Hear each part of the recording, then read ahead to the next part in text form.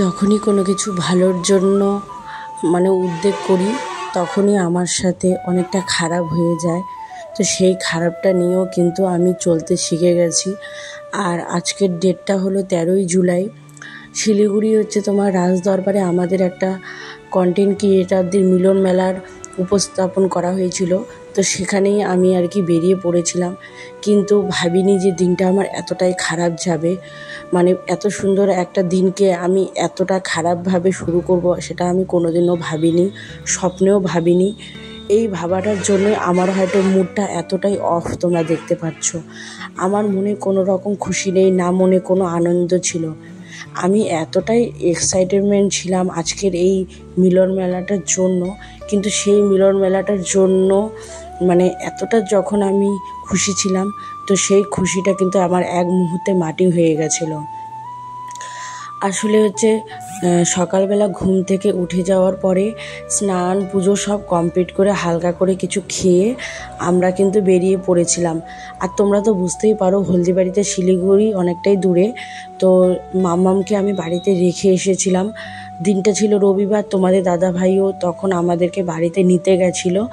তো সেই সময়টাতে আমি ওকে তোমার বলেছিলাম যে ঠিক আছে, রবিবার আছে, তুমি তো বাড়িতেই থাকবে, তাহলে তোমার একটা কাজ করো, মাম্মাম তো বাড়িতে রয়েছে, কাকাই মা বাবা সবার কাছে, তাহলে চলো আমাকে একটু এগিয়ে দিয়ে আসো। তো সত্যি কথা বলতে তোমাদের দাদাভাই কোনোদিনও আমাকে একা কোথাও ছাড়ে না, যেহেতু বিয়ের পর থেকে সবটাই তোমাদের দাদার উপর আমি নির্ভর হয়ে থাকি। আর একা একা আমি যেতেও একটু বেশি ভয় পাই। তো সবটা ঠিকভাবে ম্যানেজ করতে পারবো কি না, সেই ভাবনা চিন্তা নিয়ে কিন্তু তোমাদের দাদা আমাকে কোনো দিনও কোথাও একা ছাড়ে না। এখনও অবধি যেখানেই আমার যাওয়ার হয়েছে সবখানেই তোমাদের দাদা আমাকে নিয়ে গেছে, নিয়ে এসেছে। তো আজকের দিনটা একদমই অন্যরকম হয়ে গেছিলো। তো ও একটু টেনশনই করছিল যে এতটা রাস্তা আমি একা আসতে পারবো কি না, ঠিকভাবে পৌঁছতে পারবো কি না। আর বীভৎস একটা গরম দিয়েছে, যে গরমটার জন্য একদম নাজেহাল অবস্থা হয়ে গেছি আমরা সবাই। তো যাই হোক, তোমাদের দাদাভাই প্রথমে আমাকে হলদিবাড়ি বাস স্ট্যান্ড অবধি দিতে গিয়েছিল। তো হলদিবাড়ি বাস স্ট্যান্ড অবধি ভেবেছিল। তারপরে আমি ওকে বললাম যে তুমি এতটা টেনশন করছো, তাহলে একটা কাজ করো, আমাকে জলপাইগুড়ি বাস স্ট্যান্ড অবধি ছেড়ে দিয়ে আসো, তারপরে আমি সেইটুকু রাস্তা একাই চলে যাব। তো দেখো, বুঝতেই পারো যে হলদিবাড়ি থেকে শিলিগুড়ি অনেকটাই রাস্তা, তার জন্য একটু তাড়াহুড়োর মধ্যে আমরা বেরিয়ে গেছিলাম। আর দেখো, আর তোমার দাদা এতটাই টেনশন করে, সেই টেনশনের মধ্যে বিশ্বাস করবে না, আমাদের একটা অ্যাক্সিডেন্ট হয়ে যায়। হ্যাঁ, তোমরা ঠিকই শুনলে, আমাদের একটা অ্যাক্সিডেন্ট হয়ে যায়। তো সেই অ্যাক্সিডেন্টে সেরকম ক্ষতি বলতে আমার কোনো কিছু তেমন হয়নি। আর যে একটা বড় ছেলের সাথে হয়েছিল, সেই ছেলেটা হঠাৎ করেই রাস্তায় উঠে পড়েছিল। তো যাই হোক, ছেলেটারও কোনো ক্ষতি হয়নি। ক্ষতিটা হয়েছিল তোমাদের দাদা ভাইয়ের, আমার বরের ব্যথাটা পেয়েছিল। ব্যথাটা কীরকম পড়লো, তো বাইকটার যে পুরো যে সাইলেন্সারটা থাকে, সেটা সম্পূর্ণ তার পায়ের মধ্যে পড়ে গেছিলো। আর সেই মুহূর্তে সেই জায়গাটা একদমই কালো হয়ে যায়, লাল হয়ে যায়। তাও ও কিন্তু আমাকে ছেড়ে দেওয়ার জন্য বাইক নিয়ে আবার চলছিল। তো যাই হোক, এরকম একটা অ্যাক্সিডেন্ট হঠাৎ করে হয়ে যাবে। আর তোমাদের দাদাভাইয়ের সাথে জীবনে এটা আমার প্রথম ঘটে যাওয়া ফার্স্ট অ্যাক্সিডেন্ট, যেটা হওয়ার পরে আমার তো প্রচণ্ডই ভয় লেগে গেছিলো। তো সেই অ্যাক্সিডেন্টটা হয়ে যাওয়ার পরে তোমার দাদাভাইকে আমি বললাম যে থাক, তোমাকে যেতে হবে না, তুমি চলে যাও, আমি ওখানে দেখা করেই চলে আসবো। কিন্তু তারপরেও তোমার দাদা আমাকে ছাড়লো না, সে আমাকে বাস স্ট্যান্ড অবধি দিয়ে এসেছিলো। কিন্তু ভাবিনি আমি যে এই অ্যাক্সিডেন্টটার জন্য মানুষটা এখন অবধি, আজকে যে বর্তমানে যে ডেট, সেই ডেটেও সে এতটা কষ্ট পাচ্ছে। সিরিয়াস বলছি, আমি কোনোদিনও স্বপ্নেও ভাবিনি যে এরকমটা আমার সাথে হবে। জানি না ভগবান কি চায়। সবসময় ভগবানের কাছে তো একটাই জিনিসই চাই, সবাইকে নিয়ে ভালোভাবে যেন আমি থাকতে পারি, চলতে পারি। কিন্তু একটার পর একটা যখন বিপদ চলে আসে, তখন মনটা কি আর ভালো থাকে? তো যাই হোক, জানি না কেন আমার সাথে এরকম সেদিন হয়ে গেল। তো এত বড় বিপদটা হয়ে গেছে, এই বিপদ থেকে ভগবানই উদ্ধার করবে, এটাও আমি বুঝে গেছি। তো যাই হোক, আজকে ডেট অবধিও তোমাদের দাদা খুব কষ্ট পাচ্ছে সেই পুরা ব্যথাটা নিয়ে। তো যাই হোক, আমি কিন্তু এরকম করে সেই দিনটা সেদিন শুরু করেছিলাম, তার জন্য আমার মনটা ভীষণ খারাপ ছিল। আর খুব খারাপ লাগছিল তোমার দাদা ভাইয়ের জন্য, যে তাকে আমি একা বাড়ি পাঠালাম, আমি এখানে এসে আছি। তো এত মানুষের ভিড়েও আমি নিজেকে খুব একা মনে করছিলাম, নিজেকে খুব খারাপ লাগছিল যে আজকে আমার জন্যই ওর এতটা কষ্ট পেলো, আমার জন্য এতটা ওর খারাপ লেগেছে, ভীষণ নিজেকে খারাপ লাগছিল।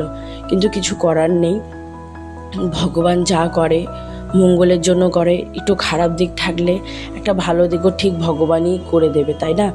তো যাই হোক, আমি কিন্তু সেই অনুষ্ঠানে আসার পরে তোমরা হয়তো দেখতেই পাচ্ছ নিজেকে কোনোভাবে ম্যানেজ করে মানে ভিডিওগুলো করে নিয়েছি, যেহেতু দিনটাতে এসেছি, কোনোভাবে তো দিনটা কাটাতে হবে, সেই তার জন্যই আর কি ভিডিওগুলো অল্প অল্প করে শ্যুট করে নিচ্ছিলাম। আর সত্যি কথা বলতে অনেক অনেক নতুন নতুন দিদিভাই দাদাভাইদের সাথে পরিচিত হয়েছি, দেখা হয়েছে, খুব ভালো লেগেছে। আর এত গরমের মধ্যে এত পরিমাণে ভিড় হয়ে গেছিলো জায়গাটাতে, যার জন্য খুব খারাপ লাগছিল, মানে অস্বস্তি বোধ হচ্ছিলো, খুবই মানে খারাপ লাগছিল। কিন্তু যখন মাথার মধ্যে একটা টেনশন কাজ করে তখন কিন্তু কোনো মানে খারাপ ভালো কিছুই কিন্তু মাথায় আসে না, তখন কিন্তু ওই খারাপটার জন্যই মানে মাথাটা কিন্তু কাজ করে, তাই না? তো আমারও কিন্তু সেরকমই একটা ব্যাপার হয়ে গেছিলো। তো এই ফেসবুক মানে এই কন্টেন্ট ক্রিয়েটারের মিলন মেলায় আর এই মিট আপের মিলন মেলায় এসে নিজেকে খুব একা মনে করছিলাম, খুব খারাপ লাগছিল। একা একটা জায়গায় মানে কোনার মধ্যে, স্টেজের কোনার মধ্যে দাঁড়িয়ে একটু ভিডিও খালি করে নিচ্ছিলাম। এত বড় বড় সেলিব্রিটিরা এসেছিলো, তাদের সাথে একটু ভিডিও করে নিচ্ছিলাম, করে নিয়ে কোনোভাবে নিজেকে ভালো রাখার চেষ্টা করছিলাম। তো এই ভিড়ে থাকার মধ্যেই তোমার দাদাভাই আবার ফোন করে আমাকে বললো যে সব ঠিকঠাক আছে, তুমি ভালোভাবে আসো, তো টেনশন করতে হবে না, এরকম আর কি বলেছিল। তারপরে নিজেকে একটু শক্ত করে আমি কিন্তু কিছুক্ষণ টাইম বলতে ওই ধরে নাও দুপুর 3:30 অবধি এখানেই ছিলাম। আর অনুষ্ঠানটা শুরু হতে হতে ওই 12টারও পরে বেজে গেছিলো। তো যাই হোক, এখন হচ্ছে অনুষ্ঠানে আসার পরে খুব ভালো লাগছিল। আর সত্যি কথা বলতে মনের মধ্যে একটা তো টেনশন, খারাপ লাগা কাজ করছিল। তো আমি এখানে সম্পূর্ণ ভিডিওগুলোর মানে ভয়েস রেকর্ডটা মিউট করে দিয়েছিলাম, কারণ গান চলছিল, তার সাথে মাইকিংয়ের কথা চলছিল, তার জন্য সবটাই বন্ধ করে দিয়েছি। আর দেখো এখানে সব বড় বড় ক্রিয়েটাররা এসছে। সুমিত গাঙ্গুলি স্যার এসেছিলো, যাকে আমরা ছোটোবেলার থেকে অভিনয়ের পর্দায় দেখেছি, মানে ভিলেনের রোলে। তারপরে সুজাতা চ্যাটার্জি ম্যাম এসেছিলো, যিনি হচ্ছে খুব সুন্দর ডান্সার, মানে ইন্টারন্যাশনাল ডান্সার। তো ওখানে রাহুল মাহান্ত দাদাভাইকেও দেখতে পাচ্ছ, তিনি হচ্ছে মিরাকেলের একজন বিখ্যাত হচ্ছে তোমার মানুষ। তো যাই হোক, এই বড় বড় সেলিব্রিটিদের নিয়ে অনুষ্ঠানটা আজকে শুরু হয়ে গেল। আর এই যে যিনি হচ্ছে প্রদীপ প্রজ্বলন করছে, তিনি হলো এই রাজদরবার হোটেলের মানে ওনার। তো এইভাবেই আর কি খুব সুন্দরভাবে, এত সুন্দরভাবে অনুষ্ঠানটা চলছিল, কিন্তু নিজেকে কোনোভাবে আমি আটকে রাখতে পারছিলাম না এই অনুষ্ঠানটার ক্ষেত্রে। খুব খারাপ লাগছিল, বারবার একটাই টেনশন করতে হচ্ছিল যে তাড়াতাড়ি বাড়ি যেতে হবে আর তাড়াতাড়ি হচ্ছে বাড়ি পৌঁছতে হবে, এটাই হচ্ছে মেন। তো দেখো আমি একটু সুজাতা ম্যামের সাথে ভিডিও করে নিচ্ছিলাম। তো সুমিত গাঙ্গুলি দাদাভাই মানে স্যারের সাথে ভিডিও করতে পারিনি, কারণ উনি হচ্ছে একটু রেগে গেছিলেন এত ভিড় দেখে। তো তার জন্য তিনি ওখান থেকে চলে গেছিলো। আর সুজাতা ম্যাম সারাটাক্ষণ এখানেই ছিল আর সবাইকে অ্যাওয়ার্ড দিয়েছিল। তারপরে এই যে আমাদের ভাইরাল প্রিয়াঙ্কা দিদি জলপাইগুড়ি থেকে এসেছিলো, তার সাথেও দেখা হয়ে গেল। সে তার মেয়ে তার বরের সাথে এসেছিলো, খুব সুন্দর লাগছিল, মানে খুবই ভালো লাগছিল সবার সাথে পরিচিত হয়ে। তারপরে পিঙ্কি দিদির সাথে দেখা হয়েছে, এই যে আমার প্রিয় সান্ত্বনা দিদিভাই, আমাদের শিলিগুড়ির সান্ত্বনা দিদিভাই, তোমরা আমার ফার্স্ট মানে মিলন মেলায় দেখেছিলে, এই সান্ত্বনা দিদিভাইও এখানে ছিল। সান্ত্বনা দিদিভাই তো খুবই ভালো মানুষ, তার কথা কিছু বলারই নেই। তাকে যত দেখি তত আরও বেশি মুগ্ধ হয়ে যায়, খুব ভালো মানুষ। আর তাকে ছাড়া সত্যি বললাম খুব খারাপ লাগে, খুব ভালো মানুষ তিনি একটা। তো যাই হোক, এইভাবে গোটা অনুষ্ঠানটা চলছিল, খুব ভালোভাবেই চলছিল। আর তোমরা জানো আমি অত গুছিয়ে কথা বলতে পারি না, আমি যা বলি একদম পরিস্ফুট বলে দেই, আর যা হয় সেটাই আমি কিন্তু বলি, কোনো লুকাছুপা নেই। সুজাতা ম্যাম তো ভীষণ ভীষণ ভীষণ ভালো মানুষ, এতটা ভালো মানুষ আমি ভাবতে পারিনি, না কোনো অহংকার, না কোনো মনের মধ্যে গুমর, ভীষণ ভালো মানুষ, এত শান্তশিষ্ট নম্র ভদ্র কথাবার্তা ব্যবহার ভীষণ ভালো লেগেছে। তো যাই হোক, আস্তে আস্তে সবার সাথে দেখা করলাম, খুব ভালো লেগেছে। আমার পরিচিত ফেসবুক ভাইরাল দিদি ভাইদের সাথেও দেখা হয়েছে, সবার সাথেই তোমাদেরকে আমি আর কি পরিচয় করিয়ে দেব।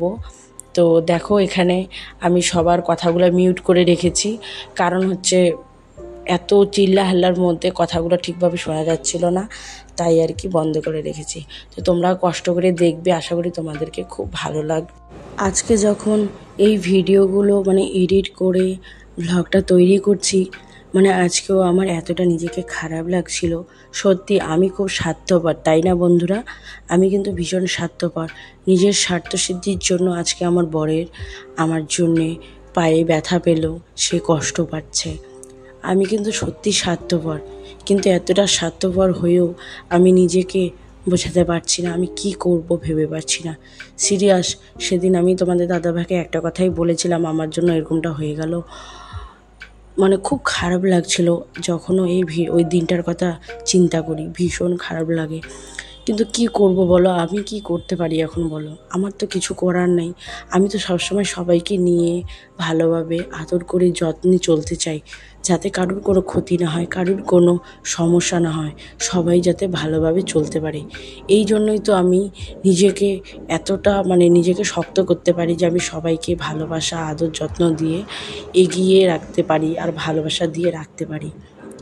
আমার সত্যি নিজেকে খুব খারাপ লাগছে যে আমি কি করব ভেবে পাচ্ছি না। তোমাদের সাথে এই ভিডিওর মাধ্যমে অনেক কথা আজকে শেয়ার করলাম বন্ধুরা। প্লিজ আমাকে তোমরা খারাপ কেউ মনে করো না, আর আমার এই সমস্যাটা কষ্টটা আমার বুঝতে পেরো। অবশ্যই তোমরা আমাকে ভুল বুঝবে না, আমি এটাই বুঝবো। কোনো মানে স্ত্রী তার স্বামীর কোনো দিনও খারাপ চায় না, তেমন আমিও কিন্তু আমার স্বামীর খারাপ চাই না, সবসময় ভালোটাই চাই। আর সেদিন যে অ্যাক্সিডেন্টটা হয়ে গেছিলো, সেটা সত্যিকারই আমারও মানে বোঝার মানে আমার ভাবার বাইরেই ছিল। আমি কোনোদিনও ভাবতে পারিনি যে সেদিন আমাদের সাথে এমনটা হবে।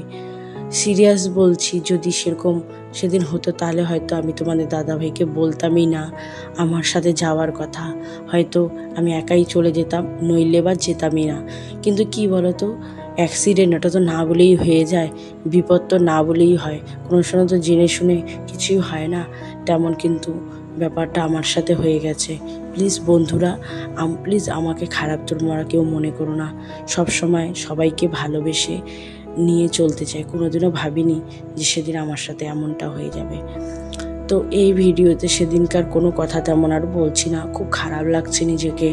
এখনও ভিডিওটা এডিটিং করছি, ভীষণ খারাপ লাগছে যে সিরিয়াস আমি কেমন ধরনের মানুষ মানে মানুষ হয়ে আমি স্বার্থপরের মতো সেদিন কাজ করেছি। সত্যি খুব খারাপ লাগছে নিজেকে, যে আমি কি করব ভেবে পাচ্ছি না। আমার এতটাই খারাপ লাগাটা আজকে তোমাদের সাথে আমি প্রকাশ করলাম। সবার সামনে তো সব কিছু প্রকাশ করতে পারি না, আর তোমরা তো জানো যে আমার পরিবার আমাকে কতটা ভালোবাসে, কতটা সাপোর্ট করে।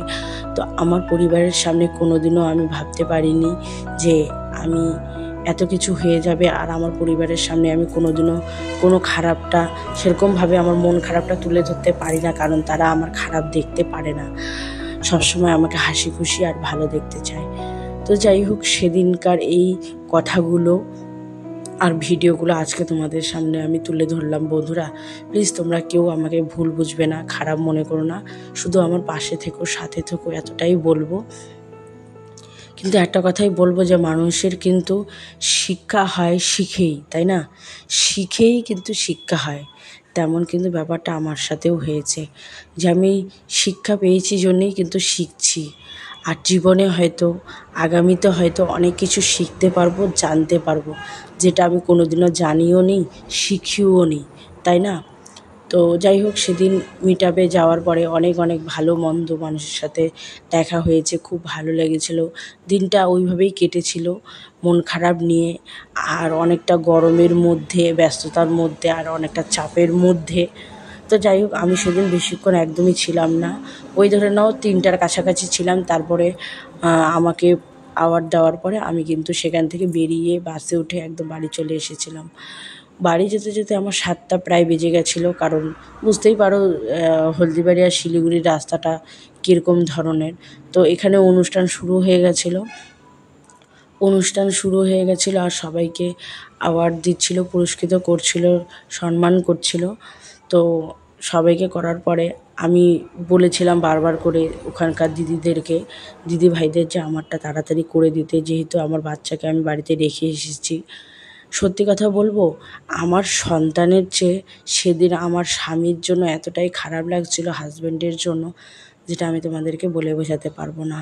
সিরিয়াস, আমি মানে ওই দিন আমার মেয়ের কথা ভুলেই গেছিলাম যে আমার একটা ছোট্ট মেয়ে আছে, তার জন্য আমার খারাপ লাগবে, ভালো লাগবে, এরকম একটা ব্যাপার। মানে ওকে আমি ফার্স্ট টাইম লাইফে এতটা টাইম ওকে আমি বাড়িতে রেখে এসেছি, ওকে ছাড়া আমি সেদিন থেকেছি।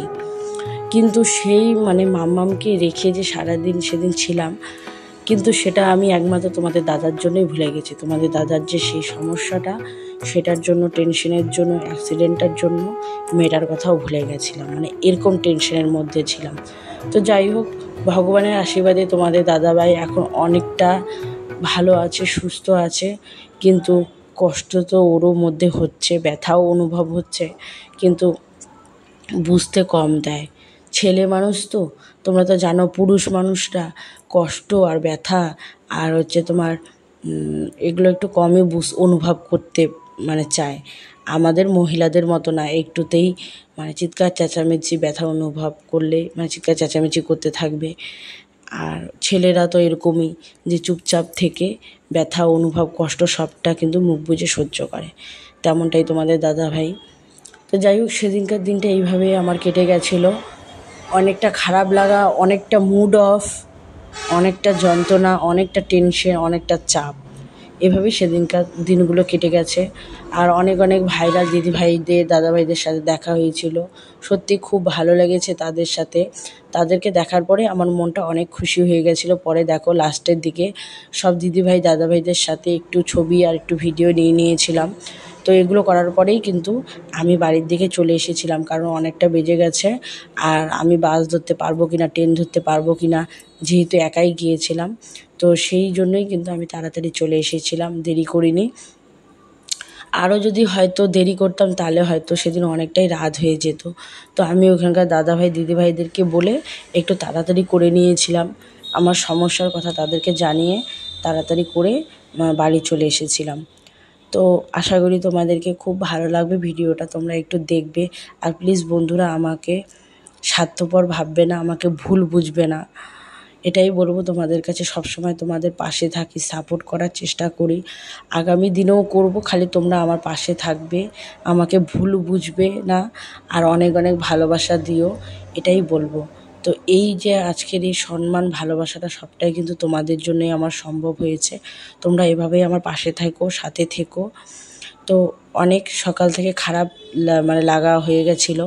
তো এখন একটা মানে খুশির মুহূর্ত, তারপরেও মনটা আমার একদমই ভালো ছিল না, খুব একটা ভালো ছিল না। ওইভাবেই আর কি একটু ভিডিও ছবি করে নিয়েছি।